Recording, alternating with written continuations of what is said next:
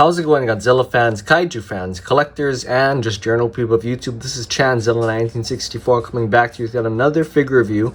This time we're going to be reviewing 3 figures.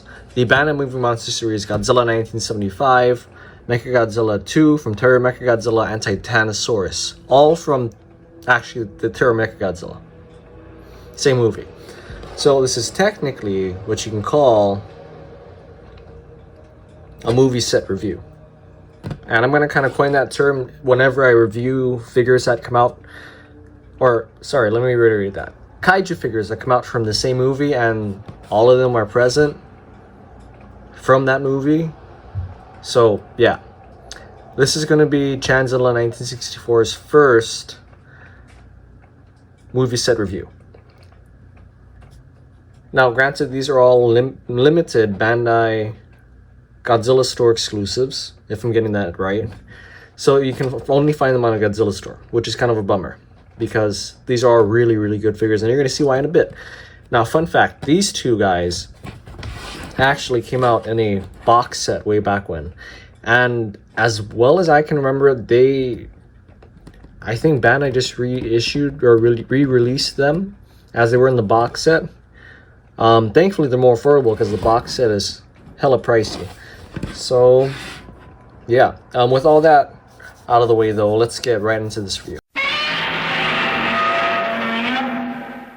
Starting off with Godzilla 1975 here, let's get into detail and paint for this guy. For paint, and I'm going to start off with paint because there's not too much paint, but what we do have is really, really nice. We have the shading for Godzilla's forehead, brows, area of the chest, and the knees, which I thought was really, really nice. I really like this kind of grayish green color they used for him.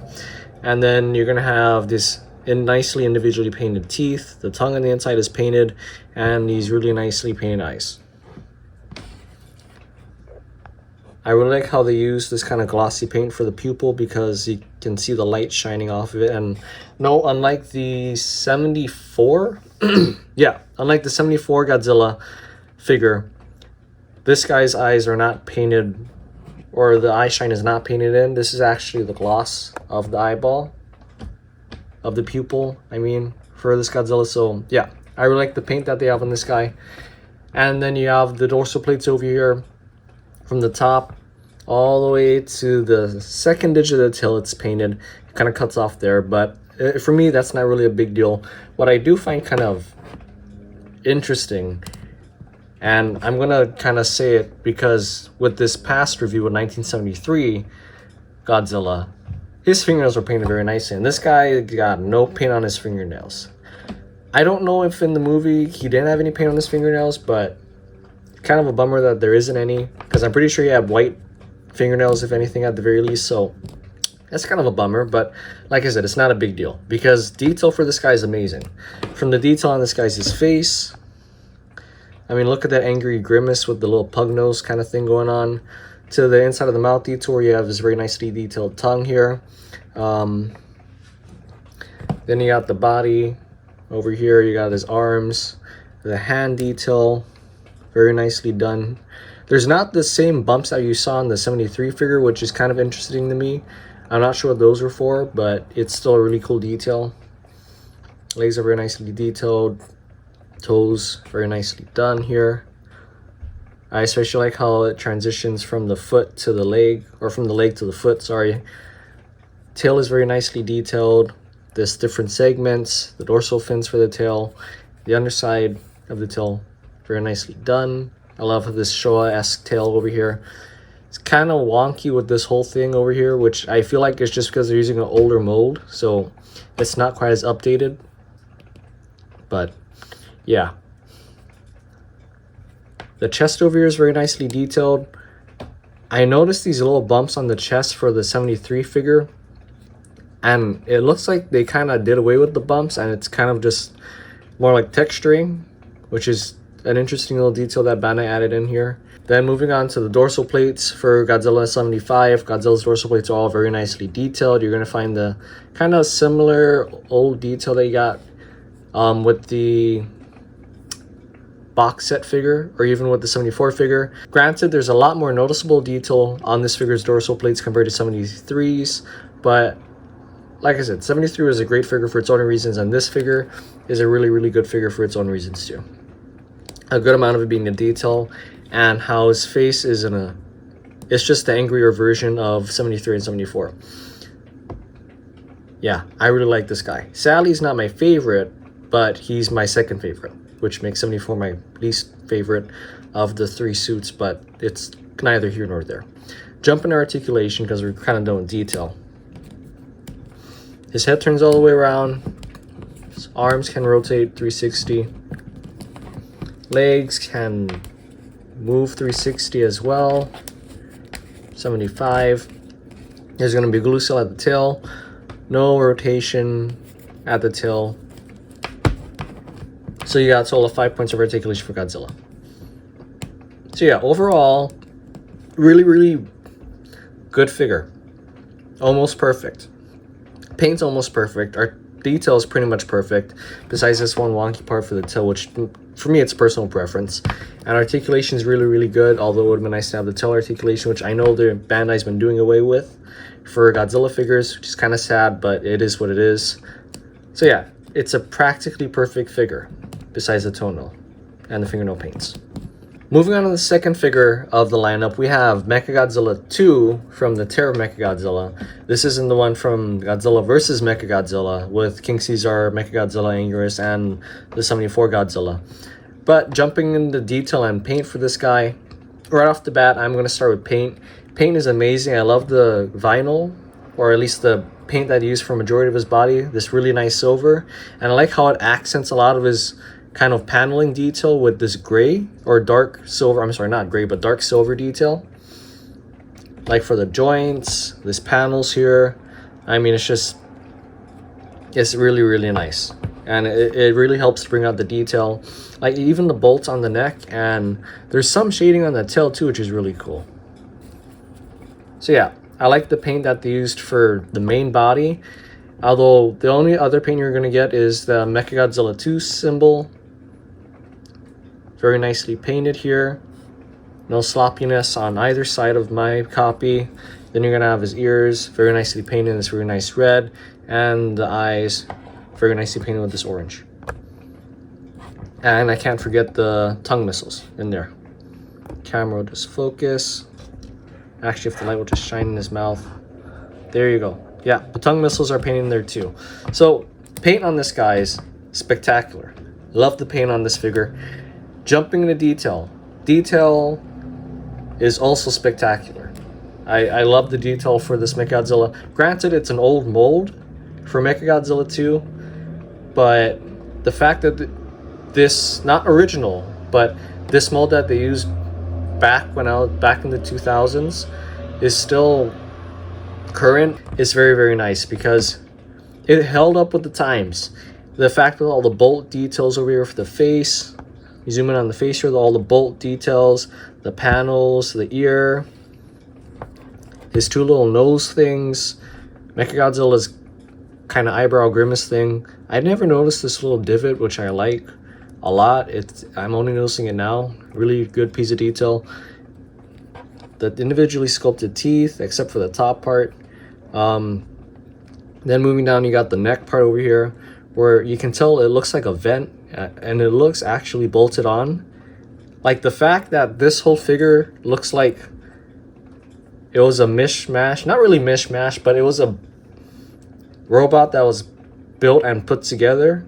Like you can notice all the screws and nuts and bolts. I love it. I absolutely love this Mechagodzilla figure. There's no topping this Mechagodzilla for me, unless Godzilla Singular Point comes out with the season 2 and they make their own version of the Mechagodzilla with this face. Just saying, I'm hoping Godzilla Singular Point comes out with the season 2 and you get this guy. But enough ranting about that. The joints are very nicely detailed. Mechagodzilla 2 symbol is very nicely done. I like this little detail that Bandai always adds on. Mechagodzilla's dorsal plates are very nicely detailed here. I like the addition that this one is facing upwards, whereas this one is facing down, which is actually on the suit, which is cool. The knife blade over here is very nicely detailed, not very much going on there, but you do have the 3 little holes that are present. Then you have the segmented tail. I really like that, especially. Mechagodzilla's feet are very nicely detailed. Some highlights for me that I did not notice is that there's actually some crinkling detail for his legs over here for the metal, which I guess that's the battle damage, which is actually really neat. I'm only noticing now. Over here you got some crinkling too. There's a lot of real fun little things that Bandai added this figure, and I really like. You know, I really appreciate it.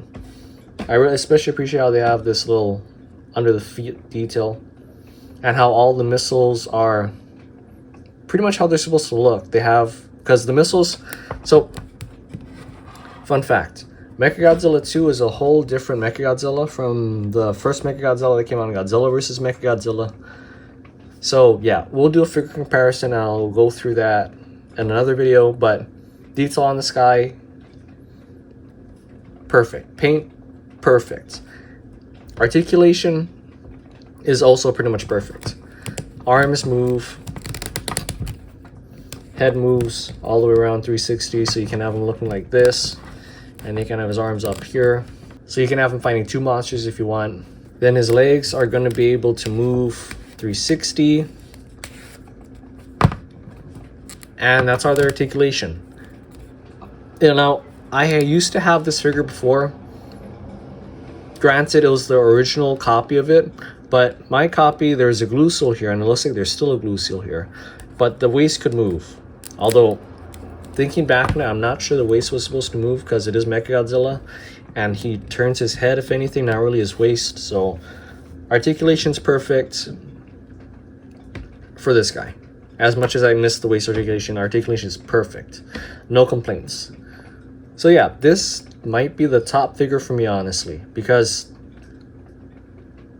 and I'm not being biased because, you know, I love all three of these figures equally. It's just Mechagodzilla is the most movie accurate, and he's got the most cool features that I'm really kind of slowly finding out as I continue owning this guy. So yeah, definitely a figure to pick up if you do not have a Mechagodzilla 2 figure. Or Mechagodzilla 1, just saying. Even if you have Mechagodzilla 1 from Bandai Creations, you should still pick this guy up because his arms are not like T-posing or yeah, whatever. Last but not least, we have the fruity dinosaur himself or herself. I never quite figured out. We have Titanosaurus.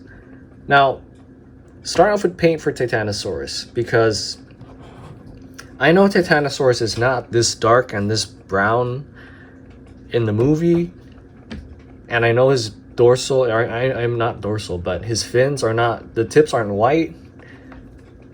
But for me, and I'm going to interpret it this way, I believe that when they did the paint for this guy and this guy for the box set, it was originally actually supposed to be like the nighttime versions of them when they fight at night, where Godzilla blasts Titanosaurus and he falls off the mountain or something like that.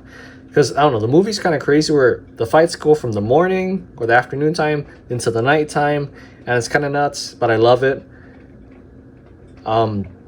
Just so you know, Godzilla, or Terra Mechagodzilla is one of my favorite Godzilla films.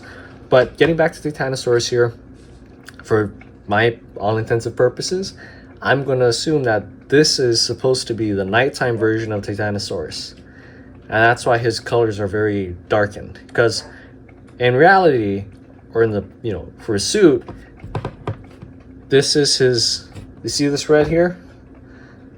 It's supposed to be a lighter red, but this is pretty much what his suit is supposed to, the color is supposed to be. Don't get me wrong, I don't not like the color. It's just, it's not movie accurate. So I'm going to go with this as a nighttime version. But the paint that we do have for Titanosaurus is amazing. From the really nice brown that kind of flows over the red. And then you got the individually painted dots. The black dots are all individually painted, which I appreciate for Titanosaurus. Even on the neck. So yeah, good on you, Bandai. Even on the face. I mean, yeah. And then speaking of the face, you're gonna have this very nice nicely painted kind of eye area where you're gonna fill in with black, and then the very nice piercing golden eye of Titanosaurus with the black pupil slit. Love how Bandai did that. And you got the individually painted teeth. Very nicely done. What I especially like is how Bandai did Titanosaurus's horns here, where you got the orange, and then the tip kind of stops with orange and it's the brown for the tip, which I appreciate. Not to mention you got a little bit of spray of white on the fronts of the horns, which to me, I really like that little added paint detail. Since we're on the topic of horns and fins, God, that conversation could have gone a totally different way. But anyways, yeah, while we're on the topic horns and fins here, for the back fins of Titanosaurus, I like the orange that they used for it. I hope they use the same orange when they come out with the... Hopefully Bandai eventually comes out with a, you know, regular paint job Titanosaurus instead of this kind of darkened version of him, which, you know, hopefully. But I like the orange that they used for it, and I like the white because it's a very nice pair up color-wise. And then we got the back fin of Titanosaurus here. The paint is a little weird for me. They use the same paint as these fins, but there's a definite line here, which I'm not really vibing with. If Bandai kind of, you know, went over it with spray and there's kind of a blend there, where it's not just the straight up line, I would be digging this figure more. But, you know, I don't mind because Bandai could have easily just left this full orange, which I'm glad they didn't. So I'm not really complaining too much. Since we're on the tail, we can go up this kind of rainbow lines that Titanosaurus has going on here. I really like how they did this on both sides of Titanosaurus, and then on his arms, his legs. You got the same kind of paint thing going on here. Yeah, all very nicely done. And then even Titanosaurus's eyes. We have Titanosaurus's chest here, which is painted gold. Very nice, kind of light silvery gold paint that I really like the paint that they used for this. You know, the paint choices for this Titanosaurus is really, really good. Regardless if it's not the correct ones for the main body, the rest of it is practically perfect. Practically perfect. I really appreciate what Bandai did here. And then before I go into detail, you got the paint for the toenails and the fingernails. This really nice kind of ivory white color. Going on to detail for Titanosaurus. Titanosaurus's detail is more or less really, really good. I wouldn't say perfect because there's some things missing, but more or less it's really, really good. Practically perfect. I'll give it that much. Because the only things missing really for Titanosaurus is kind of the chest cracks over here, which I don't exactly expect Bandai to put in. I mean, granted, there's folds, but there's not the cracks. Like if you check on the X Plus Titanosaurus figure, you kind of notice that there's noticeable cracks on Titanosaurus's pecs over here, but you know, not a really big detail issue. Because the chest is very nicely detailed for what we do get. The neck is very nicely detailed, all the folds, the legs, the thighs, all the musculature for Titanosaurus is all very well done. See? Especially like how the musculature kind of folds over the kneecap for Titanosaurus. Both legs. Damn. I'd hate to be kicked by this guy. Just saying. Sorry, 73. Because 75. Whoops, 75. Because in the movie, Titanosaurus kicked the shit out of Godzilla 75. Like, I mean, there's a lot of very good suit detail. Because you have all these folds over here too for the hips for Titanosaurus, for the arm.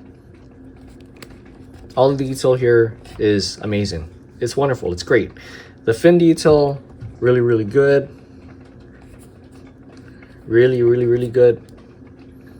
And kind of the magic for Titanosaurus, we have his face here, or yeah, I'm just gonna call it his face here, where the detail for Titanosaurus's face is really what, for me, made me fall in love with this figure. Because I also had the original Bandai figure where he was full orange, be red, yeah. But since I've had it, it's been decimated from my childhood play, so I got this guy now, and it's practically the same sculpt. I'm getting off track here. The face, though, is really the selling point for me for Titanosaurus, and why I fell in love with this figure and the kaiju in general, because there's a lot of really nice face detail from the eye area to the forehead, how he looks really angry when he's really not. I mean, the horns, you got the spiral for the horn, which Bandai really could have left off, but I'm really glad they didn't.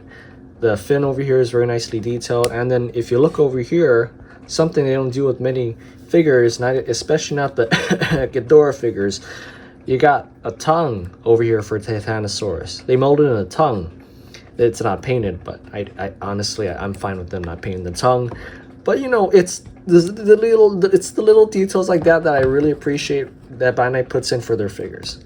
That's why I really appreciate this guy, because there's a lot of knickknacks and details that I slowly notice, and it just, you know, makes me fall in love with the figure even more. And it's not that I'm not giving this guy a lot of praise, it's just, it's another Mechagodzilla versus Mechagodzilla or Megalon figure from that suit, so it's just nothing really new to me. And I'll do a comparison for all three of them. Granted, maybe then it'll kind of reignite my passion for this suit, but it's not really my favorite suit, because as all of you know, per the name, 1964 Godzilla is my favorite suit. But wrapping up detail and paint for Titanosaurus, it is practically perfect. I mean, practically perfect. If you don't have a Titanosaurus figure yet, and you're able to use a proxy set like Bai or Zen Market, I recommend you pick up this guy as soon as you can, because he is a worthy Titanosaurus figure to have in your collection. And I didn't even go over articulation yet, which kind of ballsy thing for me to say he's perfect, because I mean, you know, let me just show you. He has 5 points of articulation, which include the head, goes all the way around. His arms can go all the way around. Just got to be careful not to scuff the paint on the thighs. The legs can, I'm not going to push it, but they can go all the way around if you kind of force it like that. It's just, it might pop out or it might get loose from its socket. And then there's a glue seal here on the tail. However, the tail does not move. So yeah, total of 5 points of articulation for Titanosaurus here, which is another practically perfect figure. Getting in a size comparison for all three of these guys size up perfectly with each other, because you got Titanosaurus, who's quite a bit taller than Godzilla, and he's tall enough where he can bite Godzilla's mouth and slam him down if he needs to.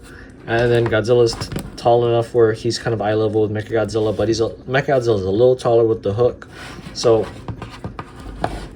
yeah, size comparison for these two. Oh, I'm sorry. So yeah, size comparison for these three guys is also perfect. In my book, these are all really great figures. I really, really like these three.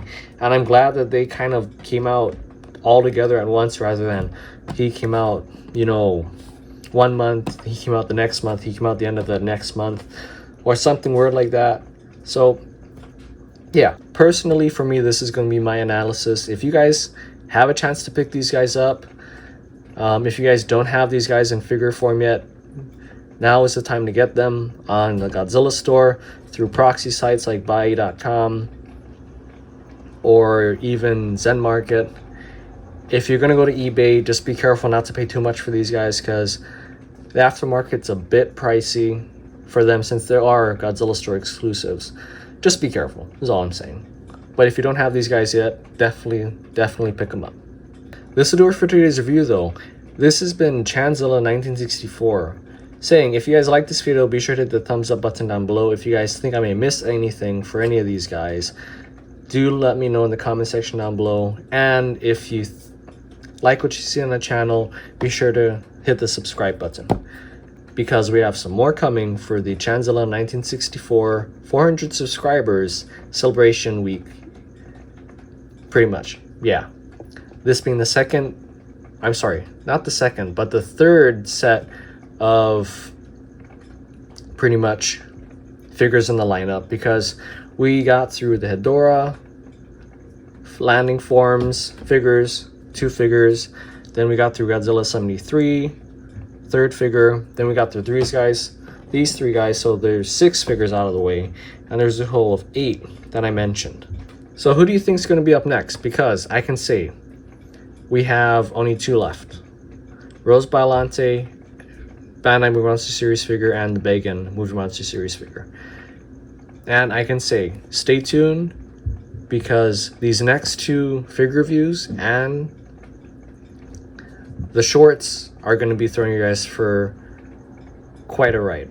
So this has been Chanzilla 1964 saying until next time, guys. Peace, peace.